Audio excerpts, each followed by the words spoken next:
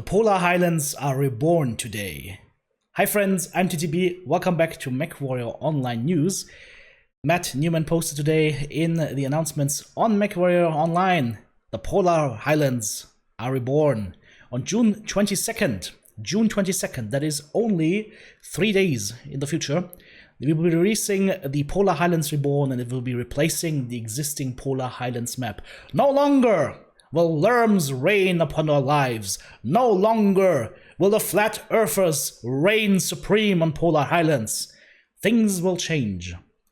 You can look forward to more patch notes detailing mech agility changes in the days leading up to the new patch, but for now, let's take a look at the map. So, mech agility changes are still coming in this patch, but we don't have any info yet, so I'm guessing probably today or tomorrow we should get some more news on that. But we get a couple of ideas on how the new map will look like, and also we'll also get an idea of how the map will look like from the top-down perspective. So let's go through those screens here really quickly. Now, this is the first screen we can see, and as you can see, the number one thing that I've always wanted to see for Polar Highlands is some canyons, cover, paths to go through, but also still the ability to cut across or to jump jet around. And all of this, it seems we're getting. We're even getting like positions for sniper mechs. I'm seeing already, for example, right here on this side, this is a potential spot for a battle master to hide and maybe shoot over.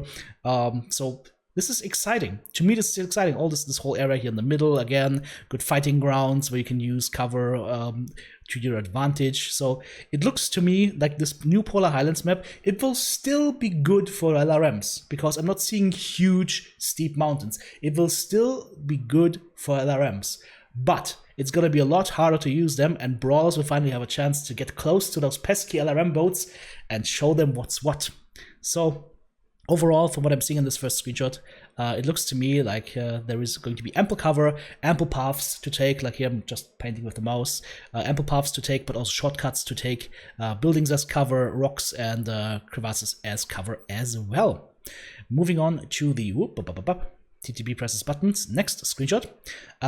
This is not telling us too much. It just gives us an idea of the scale and the height. Again, like this looks to me like it's about like one mech height. One assault mech height right here, so it's not going to be insanely vertical. I think this whole map will have about maybe 2 height levels, then maybe a third one, the buildings. So we'll have to try and see and wait once the 22nd hits and we actually get to play this patch. Let's move to the next one. Okay, this one is not, we can't make it bigger. Haha, you think we can't make it bigger. TTB can make it bigger. I'll make it bigger, alright? There we go. Get a zoom engaged. So yeah, as I said, it looks to me like it's basically like 2 varying height levels, and then you have the buildings as a third level. There's some blockage right here that you could use maybe as a light mech to hide behind, definitely not as an assault mech. Still more rocks, more buildings. You probably won't be able to walk inside that building, that would be insane. Also 2 more buildings up here, a little bit of space in between. Seems to be like a good sniper spot. I don't know if we can get up there on the right hand side. Maybe. Big maybe. But let's go back to normal size. Moving on to the next screen. Ooh, that looks like a kill zone. Yeah, you definitely don't want to be caught on the low ground here if the enemy team is like having like positions up here or up here. So, oh yeah, those were the 2 buildings we saw on the other screenshot. I remember these 2 metal tanks behind them. So this looks like a good little spot for engaging and sniping from. But as you can see, guys, there's a reason why I was saying I don't think this will destroy LURM gameplay, because there are a lot more places for cover now, but it's not hugely vertical cover. And what really blocks LRM gameplay is high vertical cover. This is not high vertical cover, so you will be able to break that out of sight, yes, but missiles, if you are locked, if there's a UAV above you, if you are narked, they will still be able to reach you mostly. Like this building here, not that much cover, I would think. Unfortunately, we have no mechs to get an idea for scale here. These big tanks probably will easily block LRMs. So yeah. Moving on to the next screen, that is a big and wide screenshot. So I'm not sure, but does this mean that the map has shrunk down a little bit? I'm not sure. It's really hard to say from this perspective. Again, we're missing a mech for size comparison, but I mean, this almost looks to me like the map shrunk down a little bit. I might be wrong here.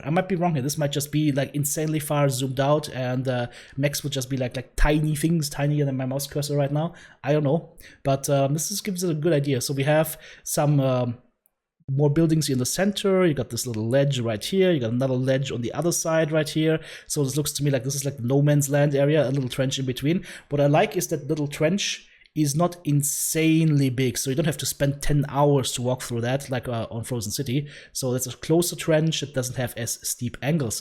Over here you have a sniper spot for one team. On the other side, apparently this area could be the corresponding sniper spot for the enemy team on the other side, and then two like bases like over here and back here. And then I think we have only one more thing to talk about, and this is this top-down view. And yeah, as you can see, Polar Highlands top-down view, we can see all these new roads that are leading to the center. Can we zoom in a little bit more, maybe? Yeah, zoom in a little bit. So it's really hard to tell anything from this map. This is obviously going to be the new overlay map. And again, since there is no scale, I can't really tell how big it's going to be or not. But what I'm seeing so far, it looks good. It will definitely change up the gameplay on this map, and it definitely was needed to change up the gameplay on this map. So I'm really looking forward to getting my hands on this new map. If you think back at the new Canyon Network, for example, they did a solid job with changing the map, and Potato Potato has been a lot less of an issue on that new map. Currently, as far as I've read, actually, the Hibernal Rift map, which was based on Canyon Network, has actually been removed from the rotation right now because there's some issues going on with shaders.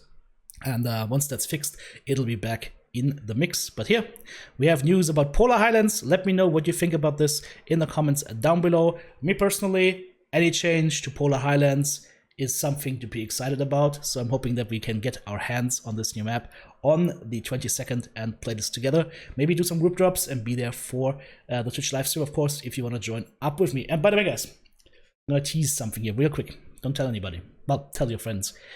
Sunday, 8 p.m. Central European Summertime, 8 p.m. CEST.